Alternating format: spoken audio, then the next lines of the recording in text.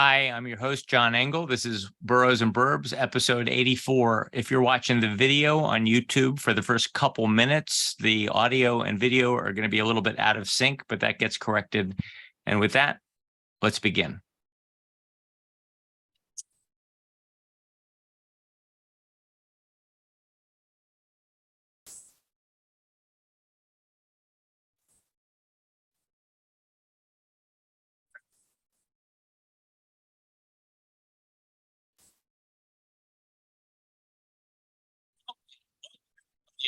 Burbs for 84.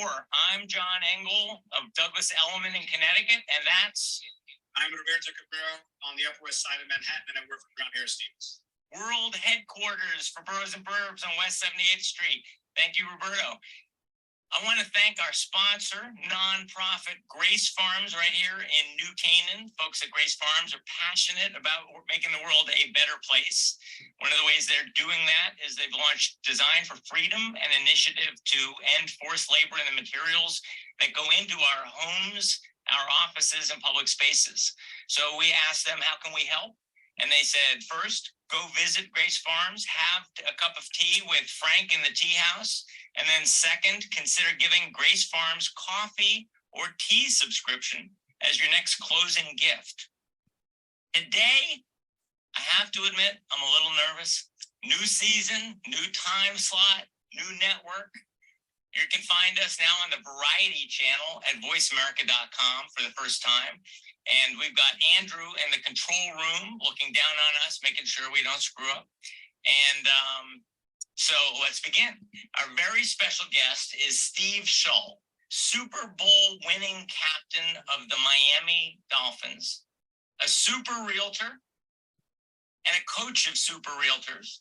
He's been a phenomenal success, and yet none of that matters. That's not why we asked him. Steve is here because he read Never Split the Difference, one of my favorite books, recommended by Scott Hobbs, who you see up there.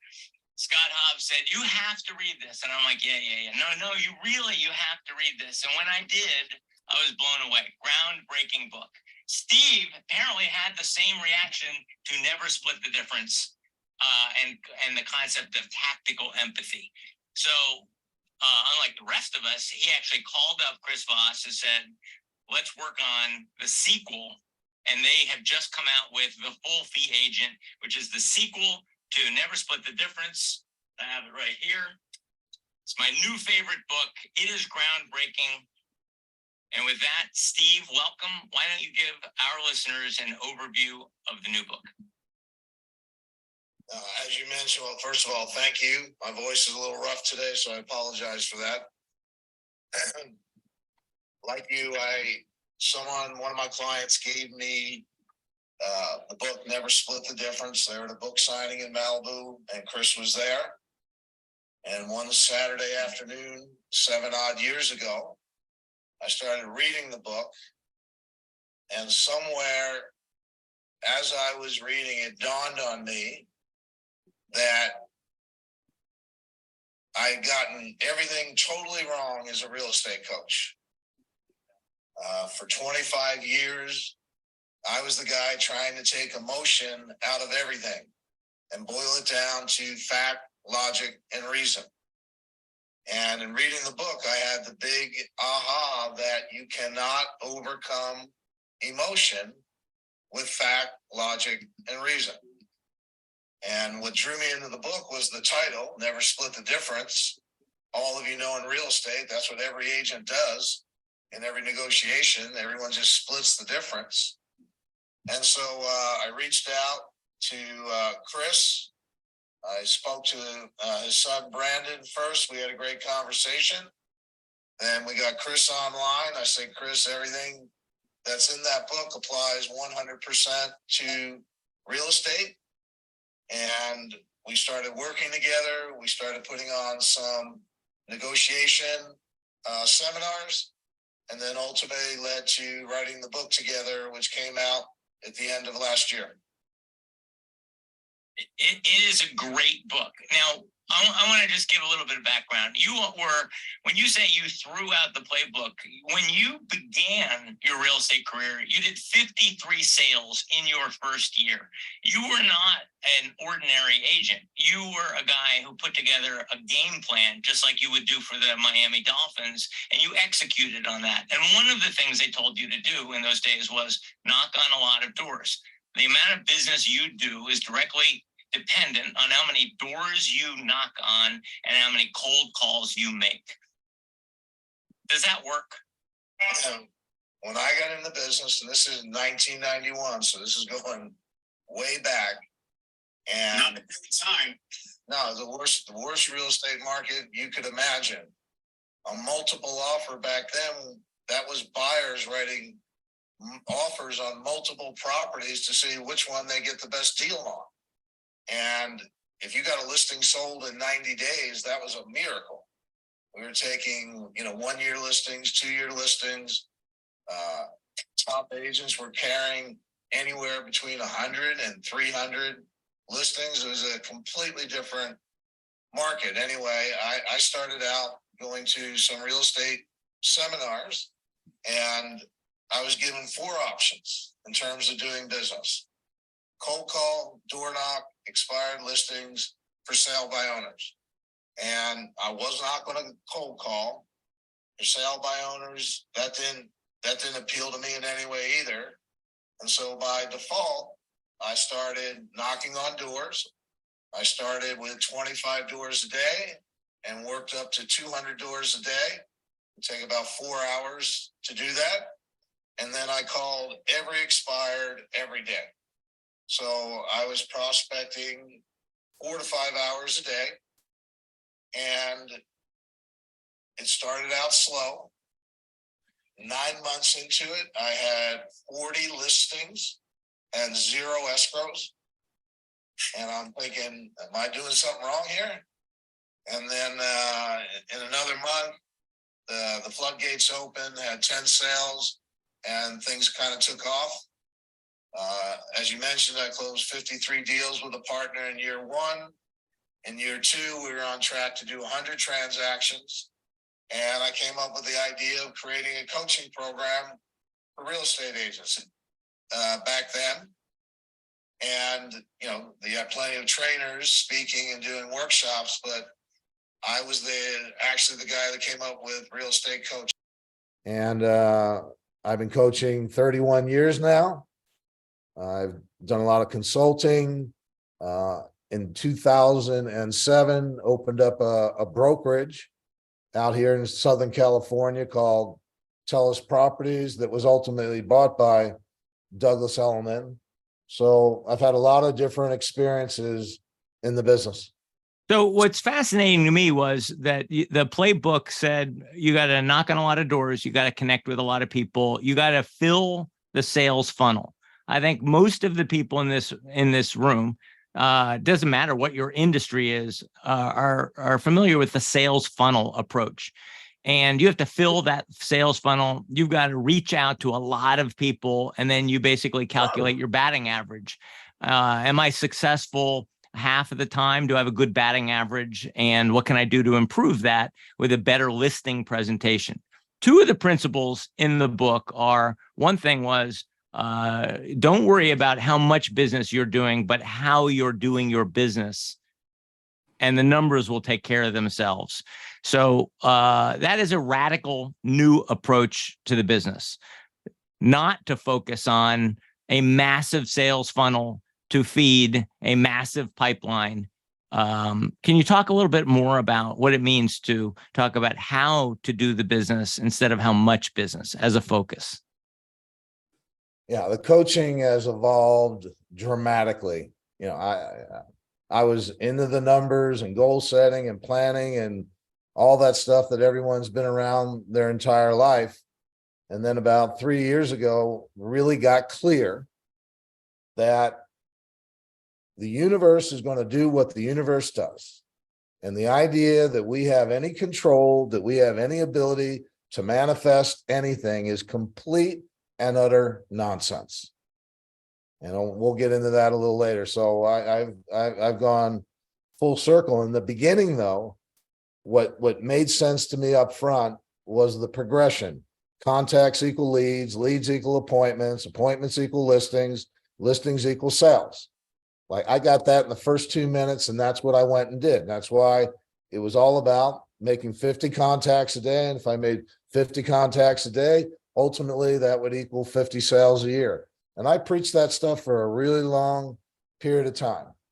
However, having done this now for 31 years, I get to see what the end of the road looks like. And I don't care how much business you do. I don't care what the number is. It's never going to be enough, ever. I talked to an agent the other day about coaching. And this agent, a year or so ago, closed 320 deals by herself, not with a team, which is unheard of. And guess what? It's not enough. It's not enough. And so where my coaching has evolved to, it's not how much business you do that's important. It's how you do your business. Because if you can't do well and be well, what's the point? And I see too many, I coach lots of people who do over 100 million, 200 million, 500 million, 750 million, and it gets them one thing. They're all miserable, period. So it's not that more is bad. I'm not saying that at all. It's how you get to more. And where my coaching has evolved to now is 6 building blocks. 1, the mindset of harmony. 2, time blocking. 3, CRM. 4, process management. 5, tactical empathy, and that's the work that I do with Chris Voss. Tactical empathy is the skill of making people feel understood. And then building block 6 is know your numbers. And if you work on those 6 things, I look at each of those as a guardrail to keep you on the path of moving forward in a constructive, positive way. So let me ask you, the even throughout the transition you've had, have you evolved in how you're coaching? There's still the mechanism of discipline and some level of consistency at the very bottom as a foundation on which to build everything, even though, and that's from before and even now as you've evolved. Is that true or not? Yeah, one of the things I say, and I've said it for a long time, and I still say it, is the thing you get paid most for in real estate is consistency, by far. And it's not creativity, it's not being smart, it's being consistent. I've just written a new book that'll be out later this year, and the title is Real Estate is Not Rocket Science. Because guess what? It's not. This is a very simple business. And what complicates it is fear. That's what complicates everything. And this is why what most agents are doing every day is they're chasing a deal. All they can see, their whole time horizon, is the next deal. And somehow everyone has it in their mind that if I can do one more deal, just think, how many times have you said that to yourself as a real estate agent? If I can just do one more deal, if I can just do one more deal, then everything will be okay. Newsflash, if you think one more deal is going to make you okay, you are never going to be okay. Well, it depends upon the size of the deal. Hold on. Just saying. No, a deal can give you temporary relief, no doubt about it. And a big deal can buy some relief. However, at some point, that feeling is going to fade. No one deal is going to, last you your entire career. So at some point, the feeling's going to fade and you're going to be right back in to that scarcity mindset. And you're back, chasing, convincing, closing. And this is why, the tactical empathy, the book we wrote with Chris, is just completely different. It's not about convincing. It's not about getting anybody to do business with you. It's about finding out, do they want to do business with you? And then secondly, do I want to do business with them? And sorry to break the news to everyone. All of you, anyone listening, anyone in real estate, all of you think that you're winning and losing business based on your listing presentation and to a lesser degree, your commission. Not true, completely false, 80% or more of the time. When you get that phone call that you all covet, we're thinking about selling our home and we'd like you to come out and meet with us and, give us a presentation. Every agent wants that call. What you don't know is by the time you get that call, they've already made their mind up. They already know who they're working with, or they're leaning strongly in a direction. And just think, how many times have you gone out on a listing presentation and you were obviously the best choice. You gave a great presentation. They were very interested. And then you get that phone call. Gosh, we really appreciated everything that you shared with us. You did a masterful job. However, we've decided to go in a different direction. And then you're sitting there going, what did I do wrong? What's wrong with my presentation? And the answer is nothing. You never had a shot to begin with. So the coaching. I have a tough time just saying, yeah, I never had a shot to be. A lot of people in this room are like, no, I can learn from my experience. I can do better. I can be a better listener. I can be, I can try Jedi mind tricks that we read about in the book, like mirroring. I can do a better job. I can win more business. Are you saying that's BS? 100%.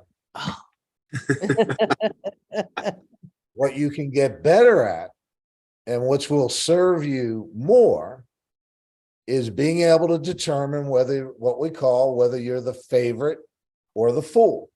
My whole office walks around asking me, are you the favorite or the fool? Asking each other. That is all we talk about in our office right now. Pam Toner, who's in the chip right below you, she walks around asking me every time I go out to a listing presentation, John, are you the fool? So let me, and this is real. One of the things I deal in real. I don't deal in hype. One of my clients, she's the client who on day one, she jumped in and she's been leading the charge. And the other day she went back through her numbers. We don't do listing appointments anymore. We don't go out to the house. We do a pre-listing Zoom call to figure out whether we're the favorite or the fool.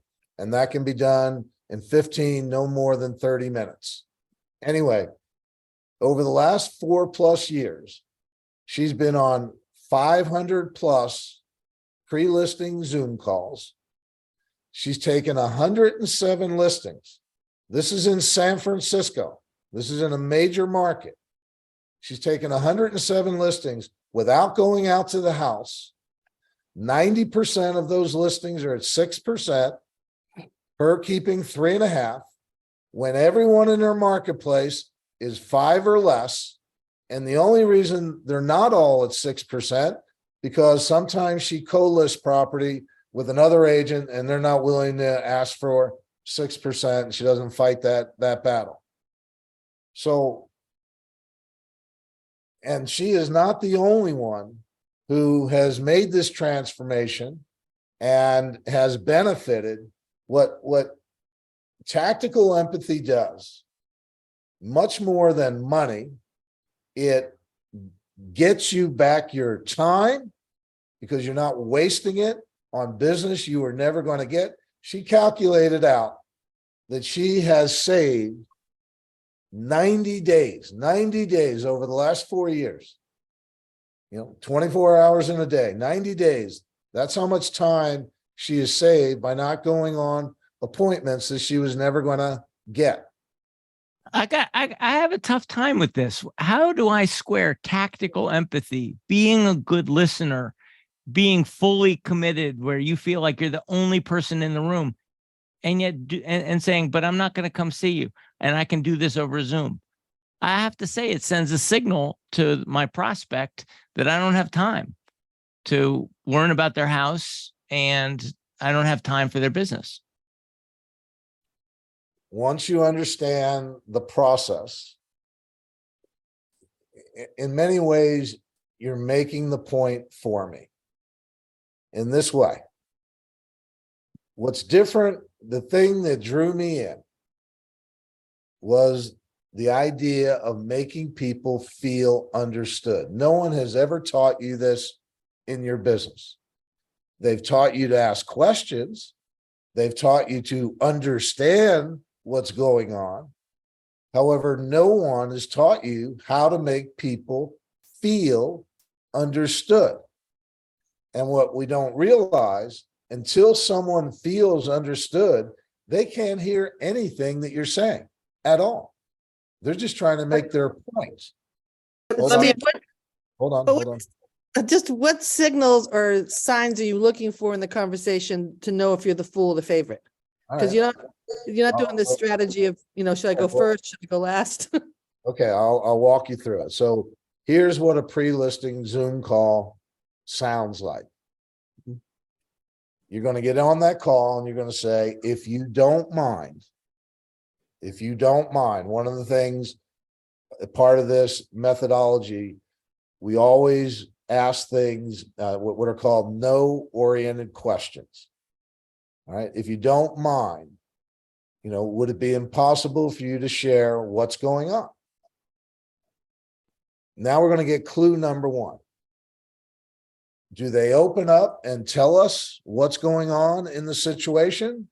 Do they freely share? This is what we're thinking. This is why we're thinking this. This is what we're planning on doing. Or are they guarded? That's clue number one. Once they tell us what's going on, then we're going to make them feel understood.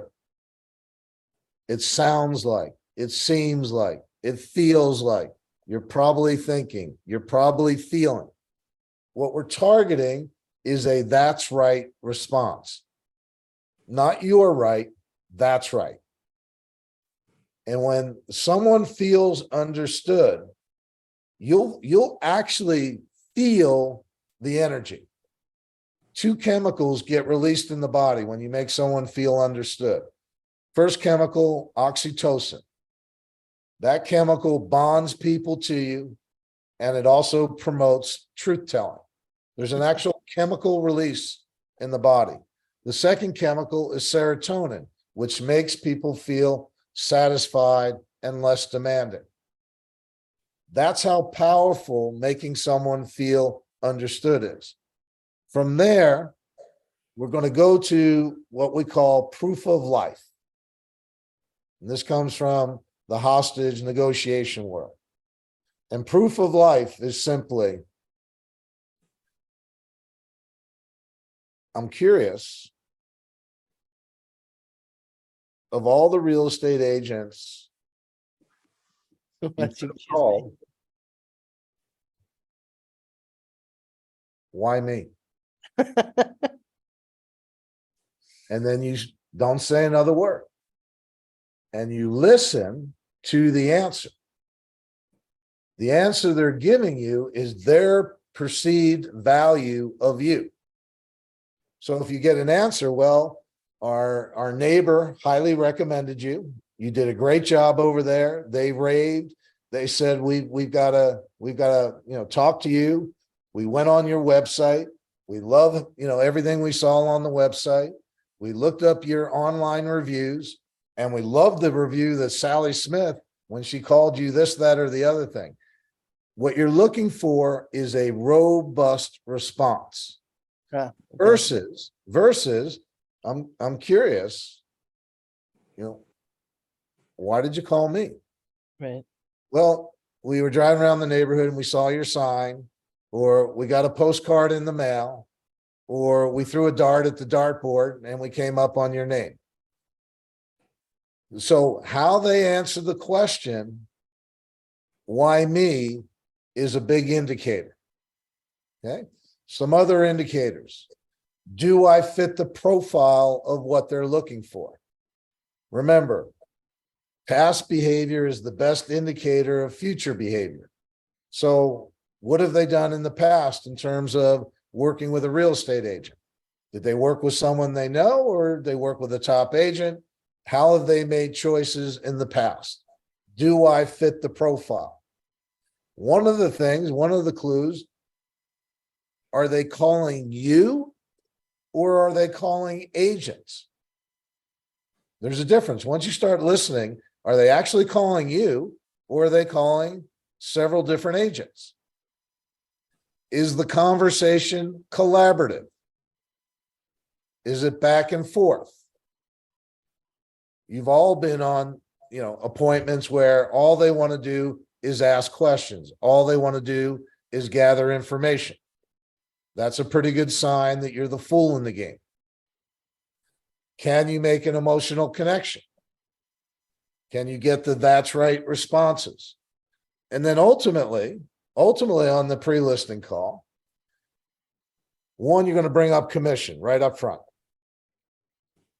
I'd like to get something out on the table that might be a potential sticking point. What's that? My fee. What's your fee? I'm a full service, full fee agent.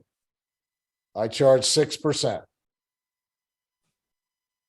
Now, depending on the market that you're in, most of the agents are able to say, I keep 3.5% and pay the agent representing the buyer 2.5%. If you have to go 3 and 3 based on your market, 3 and 3. But right up front, you're telling them my commission might be a sticking point. And they're going to go, well, that's higher than everyone else. And you're going to say, most agents do charge less. Well, is there any flexibility in your fee? 6% is my standard. It's the fee I charge everyone. And depending on how bold you are, you can throw in, including my mother. Well, I don't know. It's still high. Well, it sounds like my fee might be a deal breaker for you. And now we're going to get to the truth. And here's the big revelation. I guarantee, I know, no one has written more commission dialogues than me in 31 years. 6% is my thing. And what Chris taught me, and this is mind-boggling, when you're the favorite, they're going to pay you your fee, period. When you're the favorite, they're going to pay you your fee.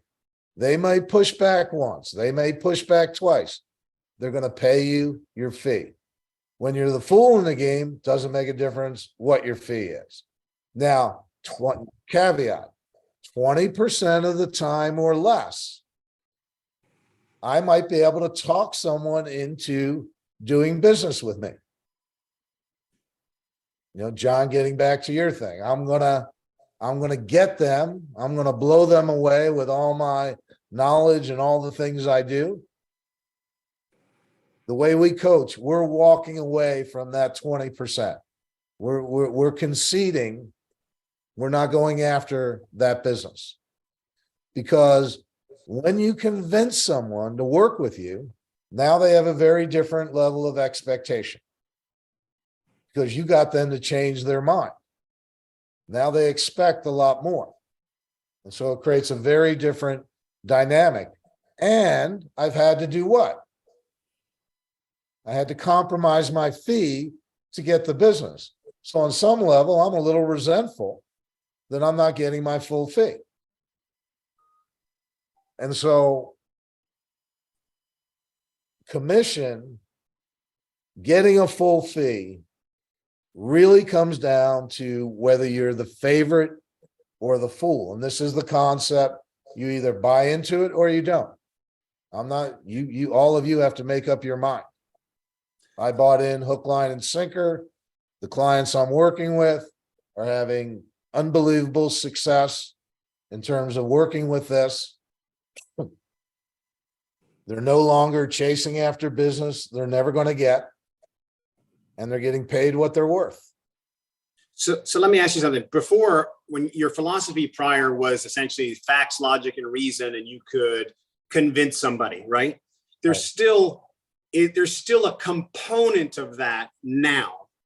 But what would you say is the balance of that? Because it seems like there is facts, logic, and reason in presenting something, yet the tactical empathy kind of becomes, it's like that's the cake, and then the tactical empathy becomes the icing on the cake of how you. So I'm just wondering, how have you changed that balance in your approach? Like, how much of it is tactical empathy? And I buy into that, but I'm just curious. Wait, all questions are game, man. This is a quantum leap in terms of, every single agent has been programmed and brainwashed in the same way. All of you. You've been programmed that this is a beauty pageant. Your job is to go out and win the beauty pageant. And every force imaginable is trying to turn you into a commodity. It's happening all over the place. That's not your fault. You didn't create the system, and nobody ever told you otherwise. So people have gotten really, really good at working the system the way it is. We're saying we don't play that game at all. So getting back to your question, one of the concept that Chris teaches that I love is when you're explaining, you're losing. When you're explaining, you're losing. So rather than explaining, tactical empathy is making people think in a very specific way.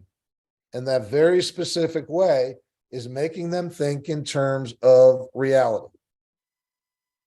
All of you know, if I tell a seller to lower their price compared to them coming to me and saying, I think we need to lower the price, there's no comparison.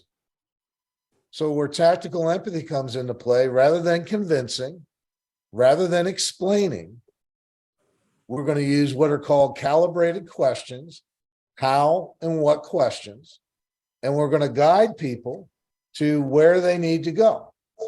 Now, remember, if someone is not willing to be helped, you cannot help them.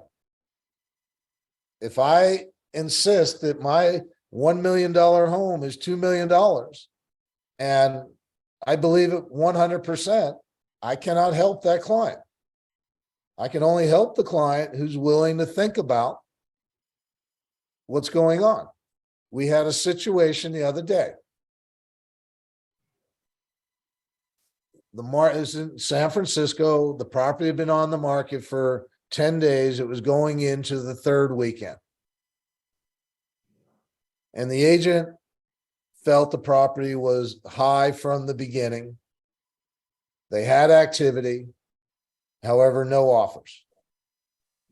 And she felt that it would be in the seller's best interest to lower the price before the third weekend of open houses.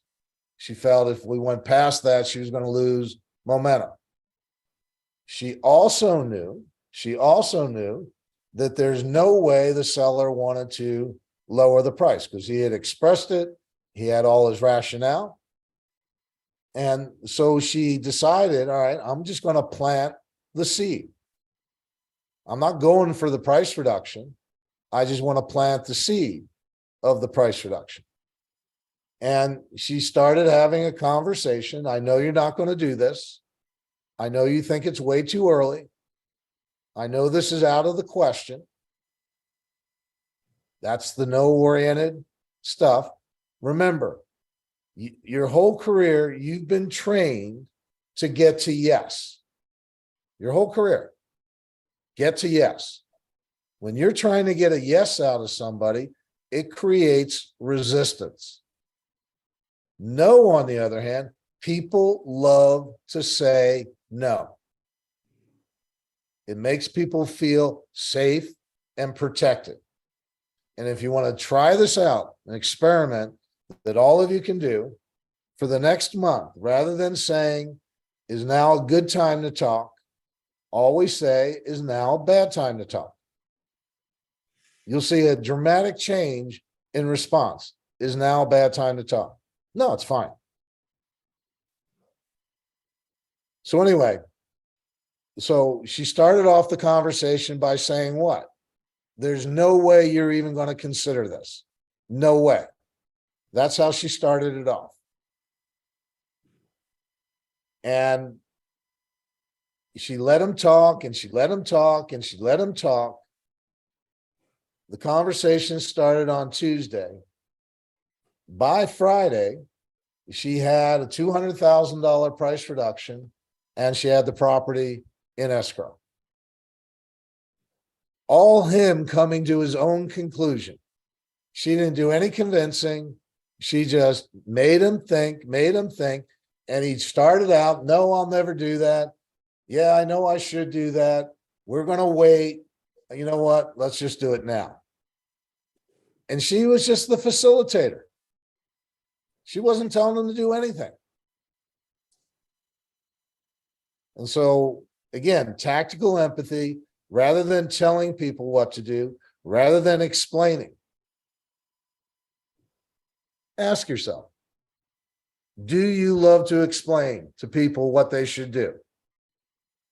The answer is what? Yes. And why do you love to explain so much? Because you think it's your what? Think it's your job. You think that's where your value is. Well, remember, why do you want to explain? Why do you want to explain? Let me hear. Anybody?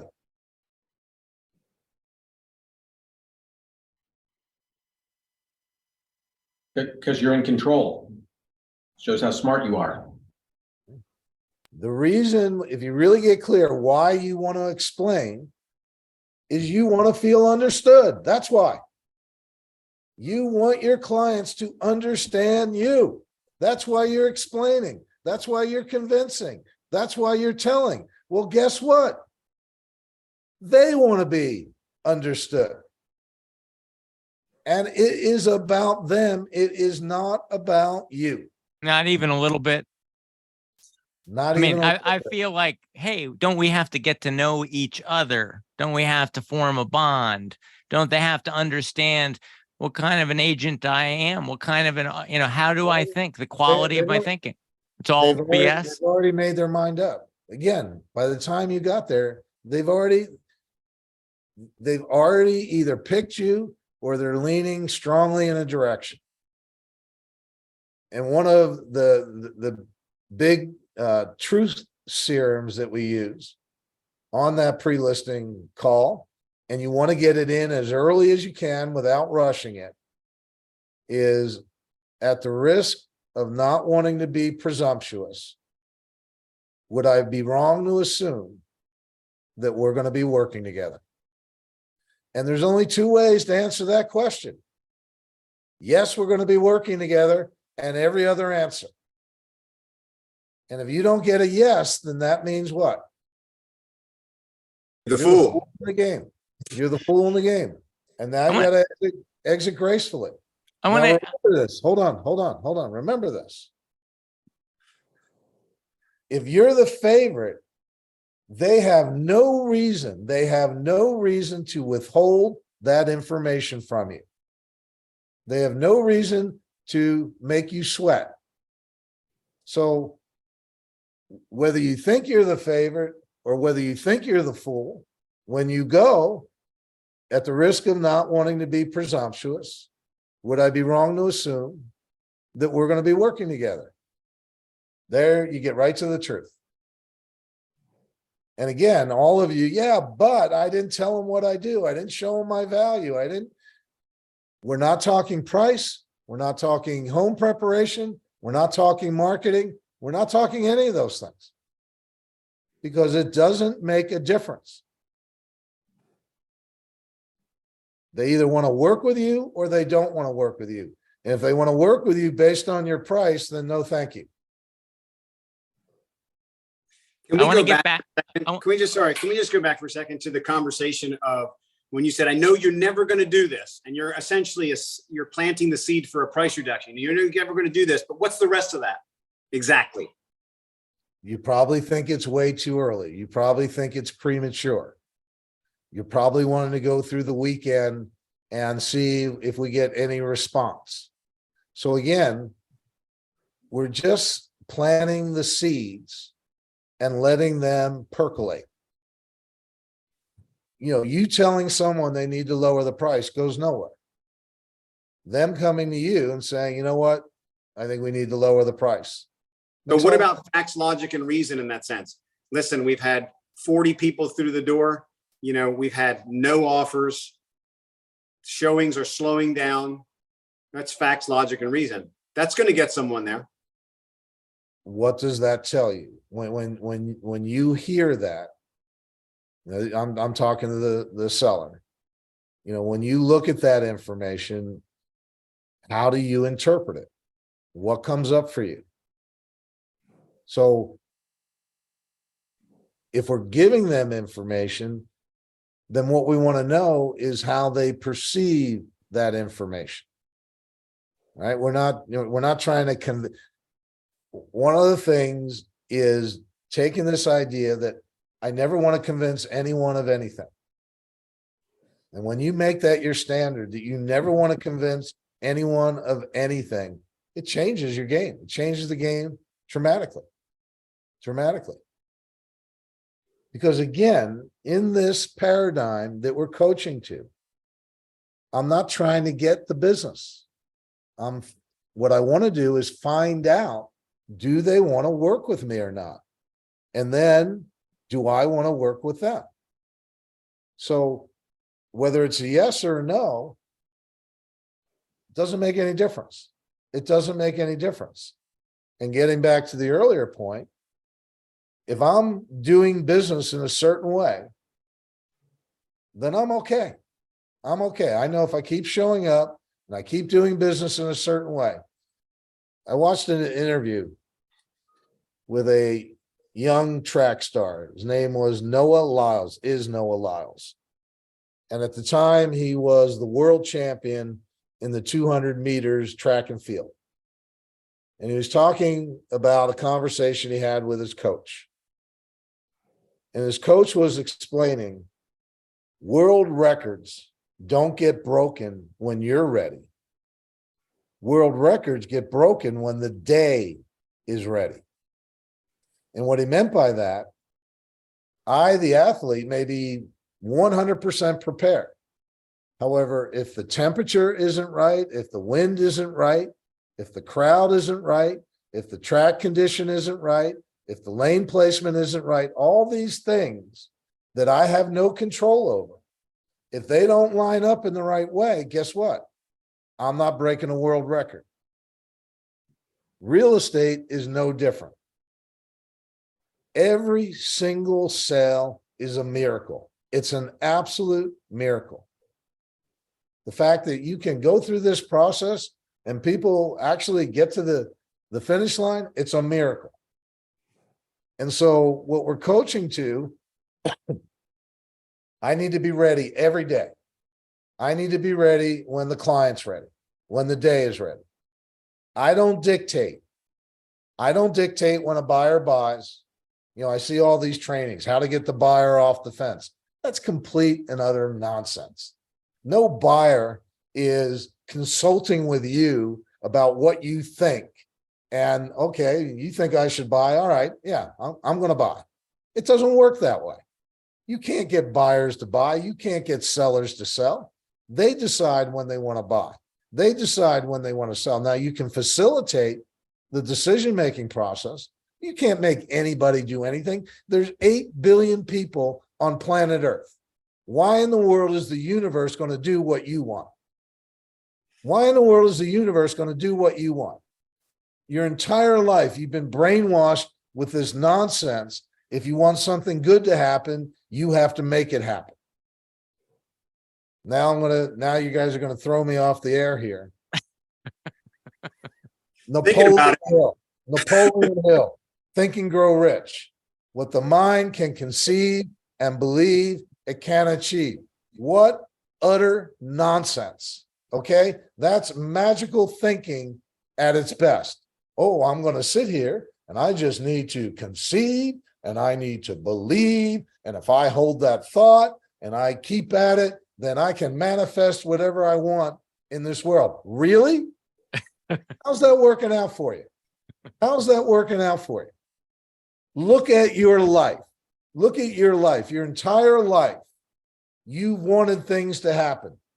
Your entire life. You've had goals, you've had wishes, you've had desires, you've had dreams. Your entire life, you're trying to make something happen. How often does it happen? And when it happens, guess what? It has nothing to do with you. There will be times when the universe lines up the way you want it to. It's not about you. Be very clear. Whatever is happening is the result of natural forces interacting for 13.8 billion years. All right, I want to get to two other concepts you mentioned: fear and compromise. All right. You told the story. I've listened to all of your interviews for the last 2 years, and there's a great nugget where one of your clients called you up and said, "I've got this $40 million or $70 million listing. We've Right. got an offer, and now my client has said, I want you to reduce your commission. I want you to reduce it from 5 to take 4%. What do I do?" What did you tell her? She was afraid of losing the deal, and she thought she had to do it to make the deal happen.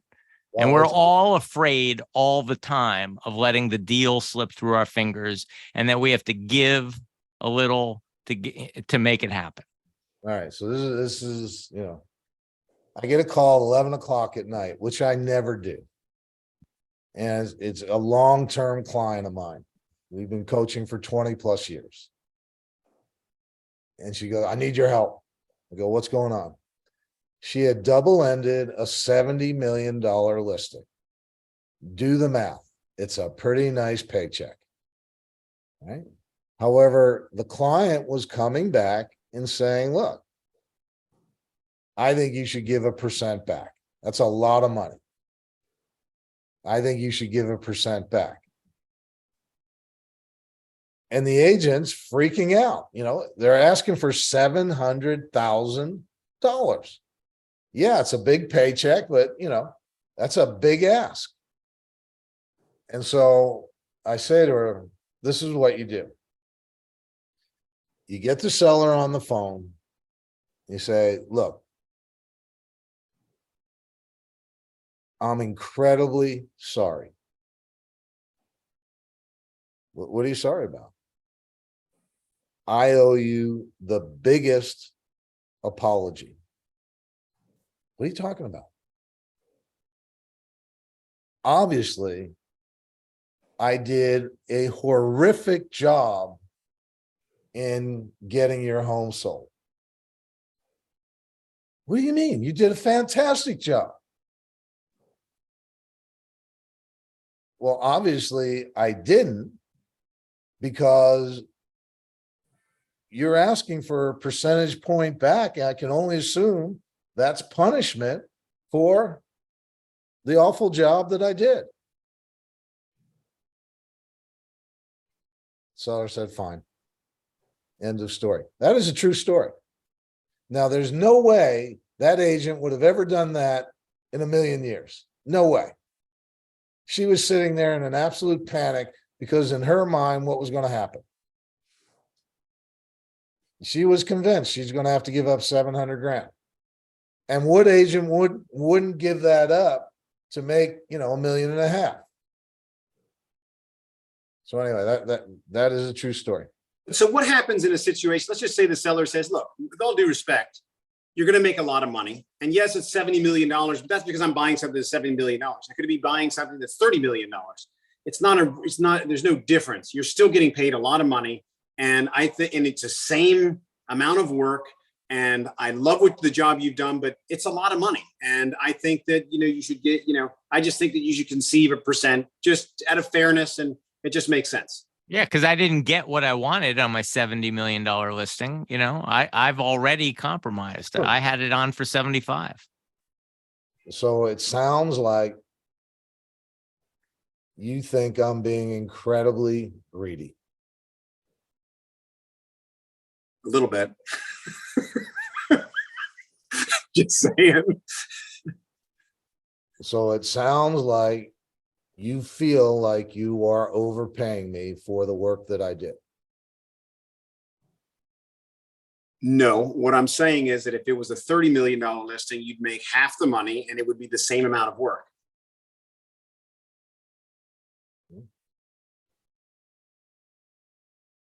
My fee is my fee. How do you want to proceed? I love how you always ask a how question, which in the first book, he says, you have to let them leap over and try and solve your problem. Right. I loved that analogy where you say, how do we move forward? How do we proceed? You kind of lay it out there and then always ask a how question. So from a mindset point of view, none of this will work for you unless you're willing to walk away from anything and everything. And that's something, the root, in my opinion, the root of all evil in real estate is one simple thought. Something is better than nothing. I don't believe something is better than nothing. I think something is better than nothing causes you to compromise every value, every standard, every ounce of your integrity. I'm not a believer in something is better than nothing. I'd rather walk away if someone's not willing to pay me my fee, and I'm okay with that. I'm okay with that. Again, it goes back to how I do business is more important than how much. Now, I'm not telling you, I'm not, first of all, I'm not telling you what to do with your money. It's your money. I'm not telling you what you should do with it. It's yours. I am sharing with you, if you want to get paid what you're worth, this is how you can do it. This is how you can do it. So it's your money. You decide what you want to do with it. What's your response on compromise in the middle of the deal? Roberto is at 1 million, and I've been asking $1.2 million, and he says to me, well, let's see if I can get my client up 100 and you can get your client down 100, and let's see if we can split the difference. Is splitting the difference always a bad idea? And how do you respond when you don't want to, when you're done? Well, is wearing a brown shoe and a black shoe always a bad idea at the same time? Yes. Yeah. I just had this situation this morning. It's a $6.5 million deal, and they're now 150,000 apart. And the buyer is uber wealthy and the seller is uber wealthy. So it's not about money. And the agent was anticipating. We're under a minute, guys. Just say we're under a minute. Okay. She was anticipating she's going to get a call from the other agent saying, why don't we just each chip in a point? And I said, that's ridiculous. They don't need your $60,000. They don't need your money. And here you're the poorest person in the room, and here you are offering up your money. Don't give your money away.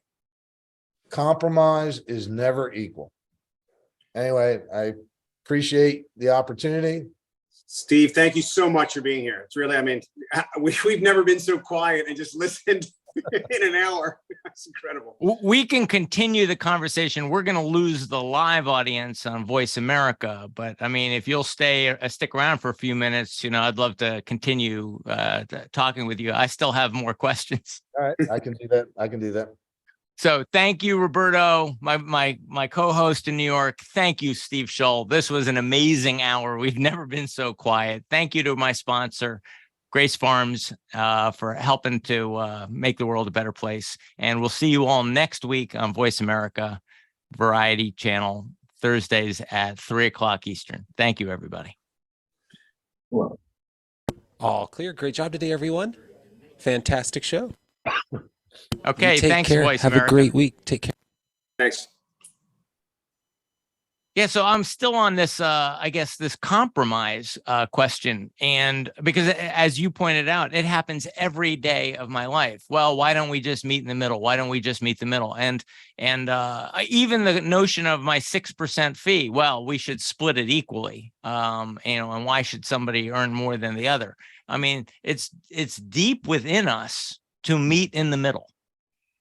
Right. And again, the reason, having done this for 31 years and seeing where everyone ends up, it's not in a good place.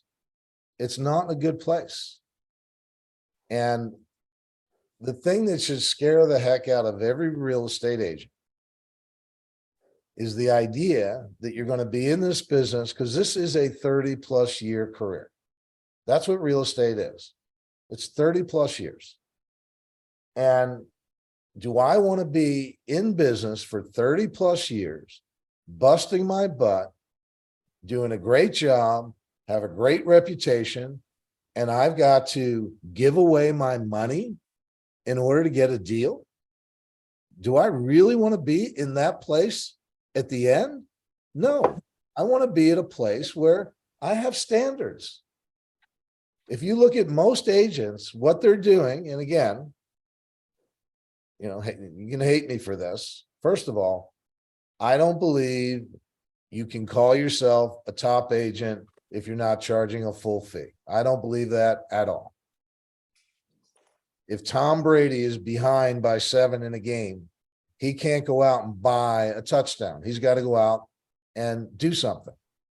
The idea that I'm going to give my money away, to put a deal together, there's no skill involved in that.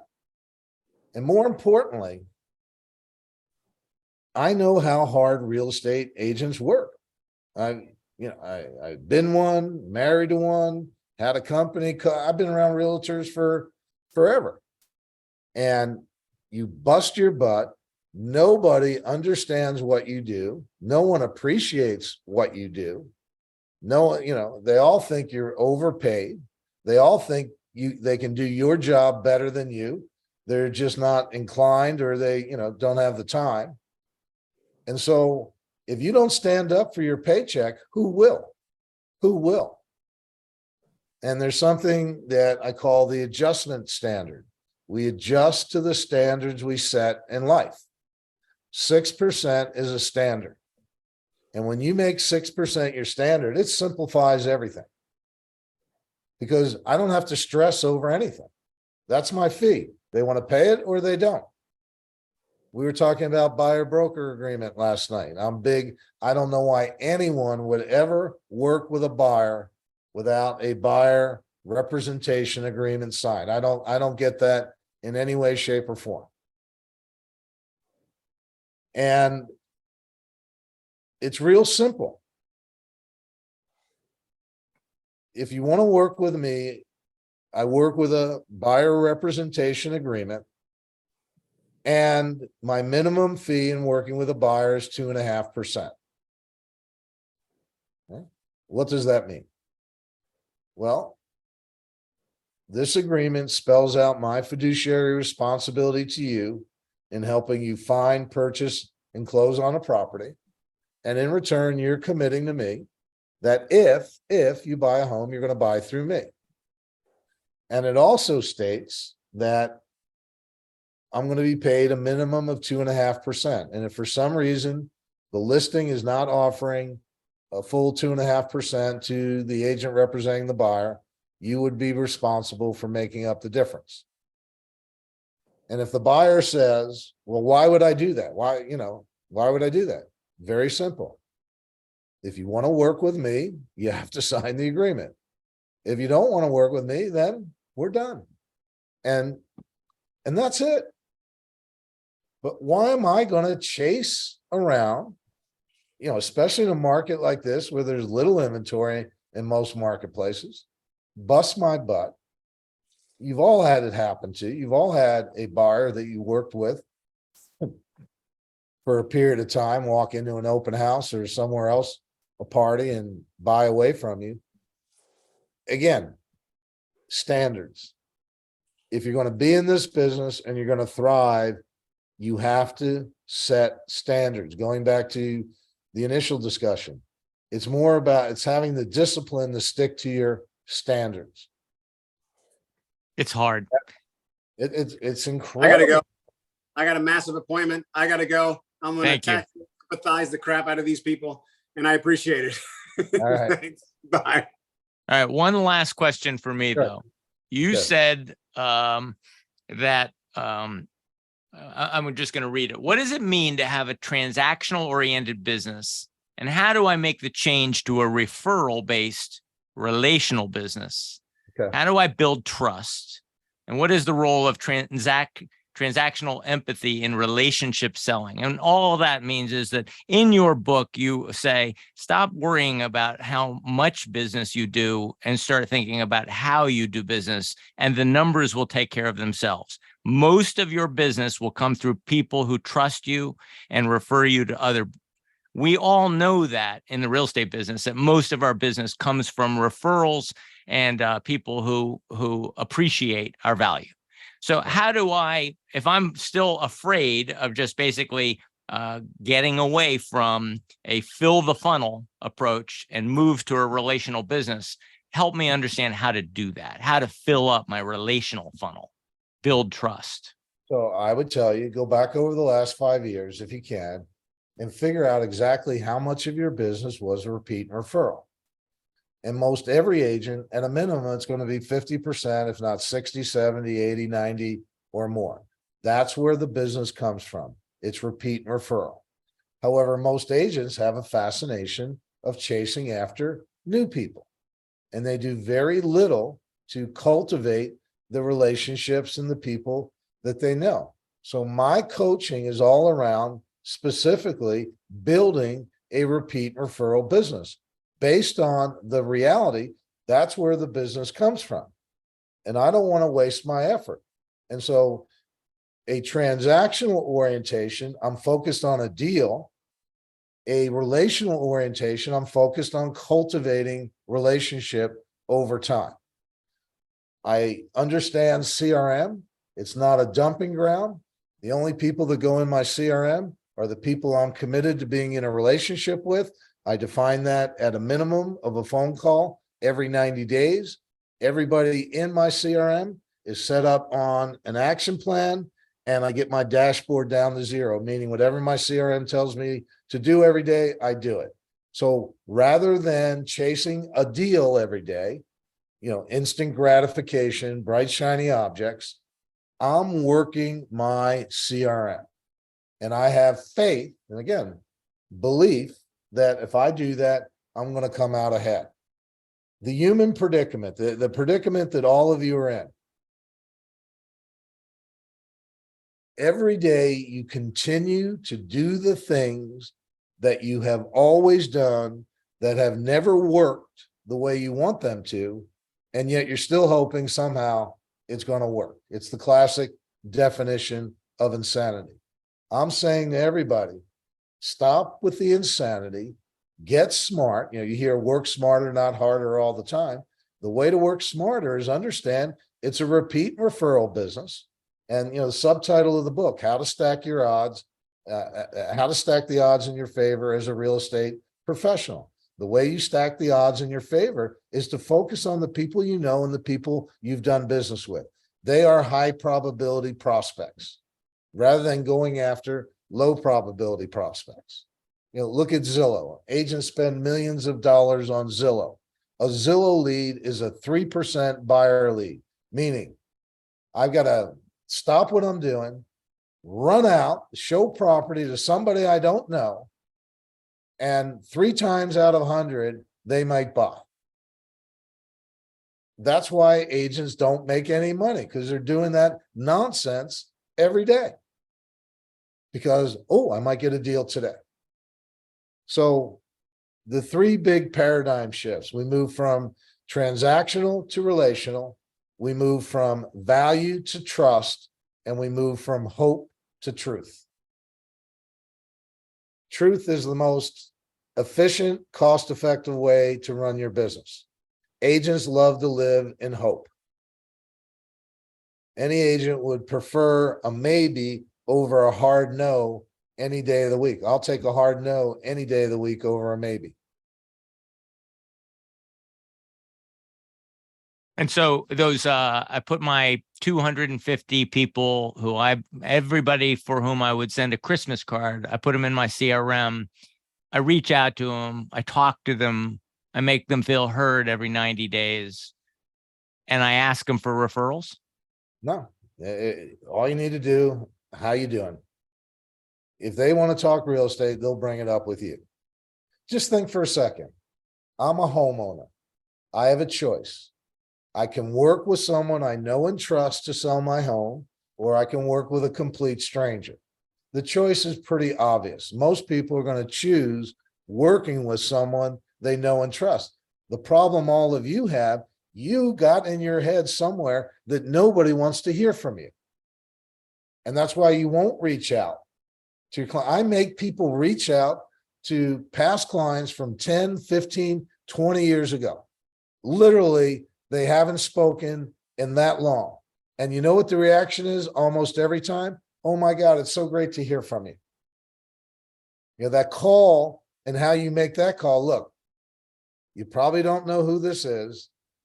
You're probably going to think I'm the worst real estate agent on planet Earth, and you probably want nothing to do with me. Oh my God, look who it is. So great to hear from you. It happens 9 out of 10 times that way. I love that as an ending. You know what? That makes me feel good. I'm going to call somebody I haven't talked to in 5 years just to make myself feel good when they say, I'm so glad to hear from you. Yeah, that's exactly what you're going to hear. That's exactly what you're going to hear. And then you'll have this 20-minute, 30-minute conversation, and you're going to go, I can't believe I was so afraid to talk to that person for all these years. It's crazy. And that is how I'm going to grow my business. The business will take care of itself if I'm talking to more people in an authentic way.